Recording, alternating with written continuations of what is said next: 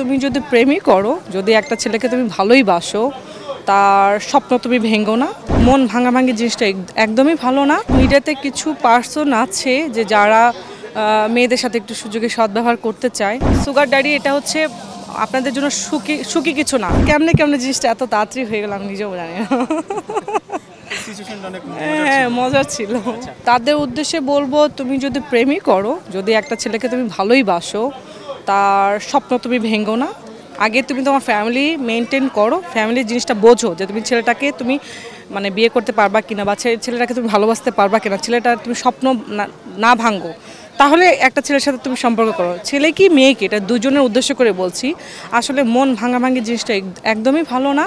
এটা খুব কষ্টদায়ক একটা মানে বিষয়। ফ্যামিলির জন্য করে এত বছর সম্পর্ক করেছে, সে ছেলেটার চিন্তা না করে হঠাৎ করে একটা ভালো ছেলে পেলো, বাবা মা দিল, সে চলে গেল, বা ছেলেটার যে কী পজিশন হচ্ছে ও এটা ফিল করতে পারবে না, কারণ ও তো থাকবে অন্য ঘরে। তো আমি মনে করি এই কষ্টটা কোনো ছেলেও দিও না, কোনো মেয়েও দিও না। তোমরা একে অপরকে যদি ভালোবাসো তাহলে একদম শেষ পজিশন পর্যন্ত তোমরা একসাথে থেকো, আর না হলে রিলেশন তৈরি করো না, ফাজলামি করো না কারোর সাথে। তাদের উদ্দেশ্যে বলবো, ভাই জীবন তোমার একটাই, আজ আছো কাল, আজ মারা গেলে কাল হবে 2 দিন। সো লাইফটাকে এনজয় করো, নিজের জীবনটাকে সুন্দর করে গুছাও। এই দিন না, তুমি মনে করো না যে তোমার এই মেয়েটা তোমার সাথে চলে গেছে, তুমি আর লাইফে কোনো মেয়েই পাবা না।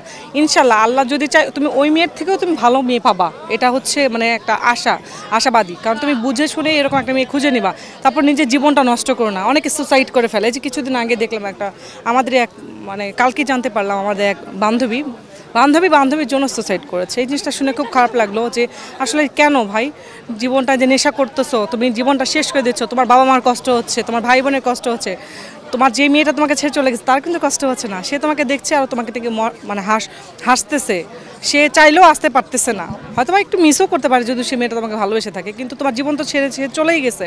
তার জন্য তুমি তোমার জীবনটা কেন নষ্ট করবা? জীবনটাকে সুন্দরকে গুছাই নিও ভাই, এভাবে জীবন নষ্ট করো না।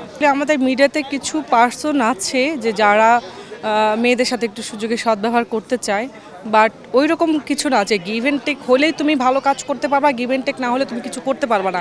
তোমার হচ্ছে যে করতে হবে, মানে উপর লেভেল যেতে পারবে, এটা পুরোটাই ভুল ধারণা সবার। এই ধারণাটা আপনারা রাখবেন না। এখানে অবশ্যই গিভ অ্যান্ড টেক জিনিসটা ইস্যু আছে মিডিয়াতে, এটা তাদের ক্ষেত্রে যারা হচ্ছে এই টাইপ চিন্তা ভাবনা নিয়ে মিডিয়াতে আছে। কিছু প্রডিউসার আছে, কিছু ডিরেক্টর আছে, কিছু হচ্ছে আর্টিস্টরা আছে, তাদের ধান্দাই শুধু এগুলো করা। সো এইসব পজিটিভ মানে নেগেটিভ মাইন্ডের মানুষজন মিডিয়াতে কম বেশি আছে, সব জায়গায় আছে। বাট আমি মনে করি যে মানে এরকম কোনো রুলস নাই যে মিডিয়ার গিভ অ্যান্ড টেক ছাড়া সে ভালো কিছু করতে পারবে না, উঠতে পারবে না, এরকম কিছু নাই। এই বিষয়টা একদমই সত্য। ওই যে বললাম, কিছু নেগেটিভ মাইন্ডের মানুষজন আছে যাদের প্রচুর টাকা আছে, যারা টাকা ব্যয় করার কোনো জায়গা পাচ্ছে না, দ্যাটস ওয়াই সেই জায়গা থেকেই কিছু মেয়ে ওরা সিলেক্ট করে যে এই টাইপ মেয়েদেরকে নিয়ে এনজয় করবে।